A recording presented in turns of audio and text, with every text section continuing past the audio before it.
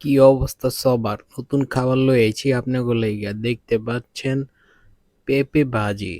পেঁপে ভাজি দিয়ে শুরু কইরা দিলাম। বিসমিল্লাহ। খাইতে কিন্তু জব্বর হইছে পেঁপে ভাজিটা। আর এই ধরনের পেঁপে ভাজি দিয়ে কিন্তু গরম গরম ভাত দিয়ে কিন্তু খাইতে কিন্তু খারাপ লাগে না। আমার কাছে বেশ মজা লাগে। আর এই পেঁপে ভাজিটা কিন্তু স্বাস্থ্যের জন্য খুবই বালা। আর এই ধরনের পেঁপে ভাজি কিন্তু খাইবেন, তাইলে শরীর বি বালা থাকবো। এখন আকর্ষণীয় খাবার দেখবেন একটু পরেই। সেটা হইতাছে গরুর মাংস দিয়ে পুঁইশাক দিয়ে রান্না করা হইছে। আর গরুর মাংস দিয়ে পুঁইশাক দিয়ে হয়তোবা অনেকেই কইতে পারেন এটা আবার কি ধরনের খাবার।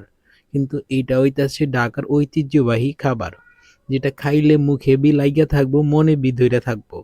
আর এই ঐতিহ্যবাহী খাবারটা হইতাছে ঢাকার খুবই সুনামধন্য খাবার। এই গরুর মাংস দিয়া পুঁইশাক দিয়া মুখে দেওয়ার লগে লগে এমন টেস্ট বি পাইতাছি, মনে হয় আকাশ থেকে পড়ছি। আর এই ধরনের খাবার কিন্তু ঘরোয়া খাবারের মধ্যে রাজা খাবার। আর এই ধরনের খাবার কিন্তু সবাই কিন্তু কম বেশ কিন্তু ঢাকায় সবাই খায়।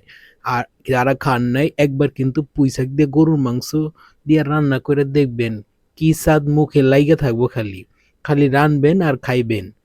আর এই ধরনের খাবার যদি খাইতে হয় মাংসের থেকে রাইন্দা সুন্দর মতন পুঁইশাক ছাইড়া দিবেন হইয়া যাইব গা। তো ভালো থাকবেন সবাই।